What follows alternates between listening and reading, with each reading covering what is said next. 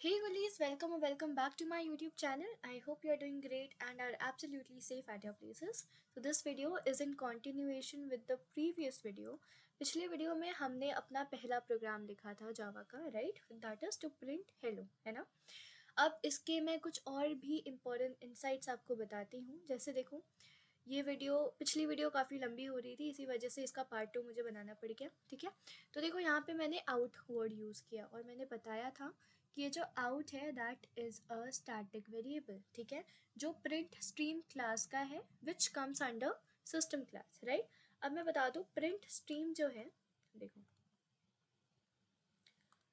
यहाँ पे मैं बता दूँ, there are total 3 static variables, total 3 static variables होते हैं, ठीक है?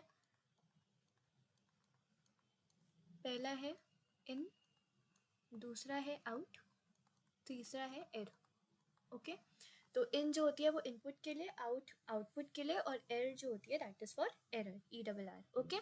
सो there are 3 static variables that is in, out and error, okay? तो यहाँ पे हम system dot out dot println use किए, तो out is a static variable, ठीक है? एक बात ये ध्यान में रखना आप लोग।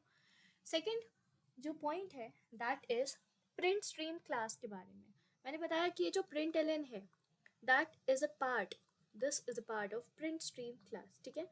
तो प्रिंट स्ट्रीम क्लास के बारे में हम कुछ बातें समझ लेते हैं। देखो, ये पहला बात है। सेकेंड है कि print stream class has print stream class has 3 methods, ठीक है? इसके 3 मेथड्स होते हैं, ओके? कौन कौन से होते हैं? सबसे पहला है प्रिंट, सिंपल प्रिंट, ठीक है? दूसरा है प्रिंट एलन, और तीसरा है प्रिंट एफ, ठीक है? इनके बीच का डिफरेंसेस मैं आपको बता देती हूँ। बहुत सिंपल डिफरेंस है। देखो, अगर मैं लिखती हूँ, सब कुछ लिख दिया मैंने, इंट क्लास, ठीक है? क्लास बना दिया हमने, class ABC, suppose class ABC, ठीक है? देन मैंने लिखा public static void main string args, okay? I am writing the shortcuts, आप ध्यान में रखोगे, ये शॉर्टकट्स नहीं लिखने होते, ठीक है? You have to write the full form. Next is system dot out dot, अगर मैंने लिख दिया प्रिंट प्रिंट हेलो, ठीक है?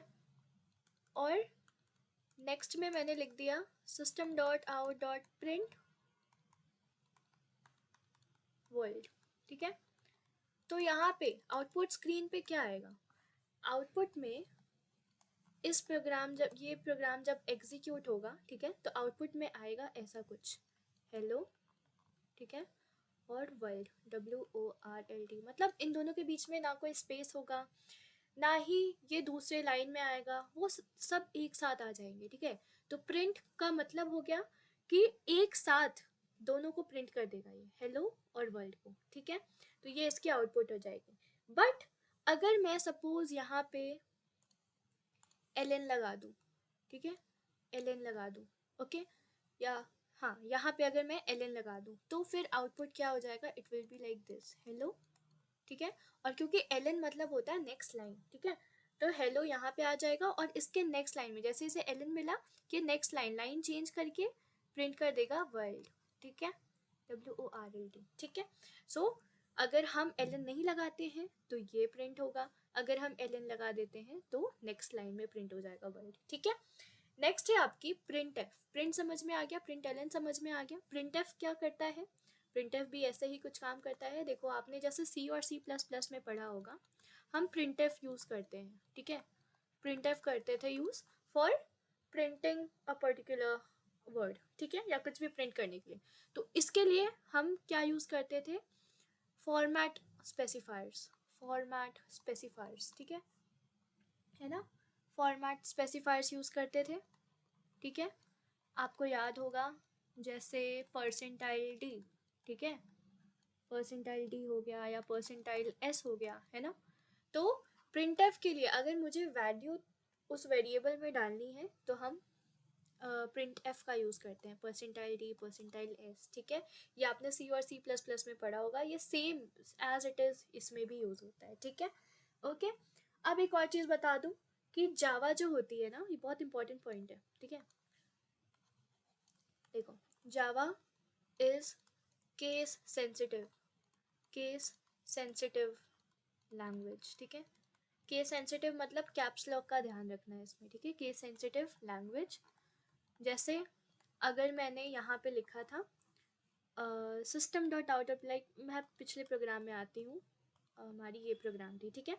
तो यहाँ पे अगर मैं क्लास का सी बड़ा कर दूँ, कैप्स लॉक में कर दूँ, ठीक है, कैपिटल लेटर में कर दूँ, या पब्लिक का पी कैपिटल में कर दूँ, तो यहाँ पे ये एरर थ्रो करेगा, ठीक है। जेवीएम जो होता है it will throw compile time error, ठीक है। अगर मैं इनके लेटर्स को कैपिटल में कर दूँ, स्टैटिक का एस कैपिटल कर दूँ, या system dot out dot println में एस जो है वो स्मॉल कर दूँ, ठीक है, तो यहाँ पे जेवीएम जो होगा that is going to throw a compile time error, okay, compile time error होगा। लेकिन अब इसका मतलब ये नहीं कि हम इसमें कुछ भी चेंजेस नहीं कर सकते, हम चेंजेस उसमें कर सकते हैं। कहाँ पे, मैं बताती हूँ। चेंजेस हम इस पर्टिकुलर, एक मिनट, चेंजेस हम इस पर्टिकुलर पार्ट में कर सकते हैं, पब्लिक स्टैटिक वॉइड मेन में। बट कैसा चेंज वो मैं बताती हूँ, वो आप ध्यान में रखना, ठीक है। देखो, order of modifiers can be change, ठीक है। Order of modifiers can be changed, okay. इसका मतलब क्या है, जैसे हमने लिखा था ना, जैसे हमने लिखा था पब्लिक स्टैटिक वॉइड मेन, ठीक है, string args, okay, string args, ठीक है।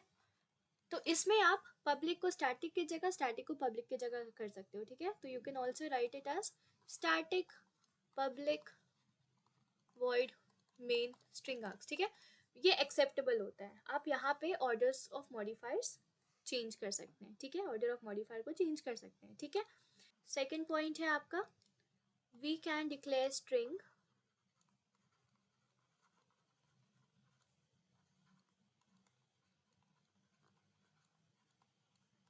in any acceptable form, in any acceptable form। इसका मतलब क्या हुआ, देखो, जैसे मैंने लिखा है यहाँ पे स्ट्रिंग आर्क्स, ठीक है। स्ट्रिंग के तुरंत बाद मैंने पैरेंथेसिस लगाया और फिर उसके बाद स्पेस देके मैंने आर्क्स लिख दिया, ठीक है। तो you can write it as STRING, parenthesis दिया, आर्क्स लिख दिया, ठीक है, ये भी सही है, ओके। नेक्स्ट, अगर आप इसको ऐसे लिखते हो, स्ट्रिंग स्पेस देके यहाँ पे पैरेंथेसिस और ये आर्क्स के साथ लिख दिया आपने, this is also correct, okay. And अगर आप ऐसे लिखते हो, स्ट्रिंग आर्क्स के बाद आपने अगर पैरेंथेसिस लगा दिया, then this is also going to be correct, ठीक है। तो ये भी सही है, ये भी सही है, ये भी सही है, आप कोई भी फॉर्मेट ले सकते हो, सब एक्सेप्टेबल है, ठीक है, ओके। अब नेक्स्ट है थर्ड पॉइंट। थर्ड पॉइंट ये है कि यहाँ पे जो हमने आर्क्स यूज़ किया था ना, स्ट्रिंग आर्क्स, आर्क्स की जगह आप कोई भी अदर नेम यूज़ कर सकते हो, because this is a array name, ठीक है। ये एक एरे का नाम है और एरे का name is just like a variable, ये एक वेरिएबल हो गया, ठीक है। सो इस वेरिएबल की जगह आप कोई भी वैल्यू, कोई भी नेम यूज़ कर सकते हो। So any name instead of args, okay, any name instead of args, instead of arguments, ठीक है, आर्ग्स आर्ग्यूमेंट्स के लिए है, ओके। फोर्थ पॉइंट याद रखो, fourth point is we can use var args, we can use var args instead of string args, ठीक है। String arcs की जगह हम कोई भी, हम var args भी यूज कर सकते हैं, ठीक है। इसका मतलब ऐसा कुछ, ठीक है। देखो, वो पब्लिक स्टैटिक वॉइड में लिखा, ठीक है, तो मेन के बाद आप ये लिख सकते हो स्ट्रिंग, ठीक है। स्ट्रिंग लिखने के बाद you can give 3 dots and उसके बाद you can write args, ठीक है. So this is how you can use a var args instead of string, ठीक है.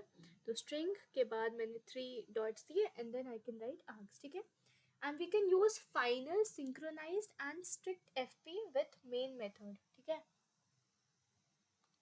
Fifth point आप देख लेना. Fifth point is we can use final,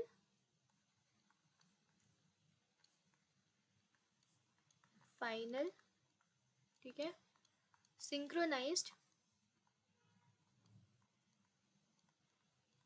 final, synchronized and strict fp,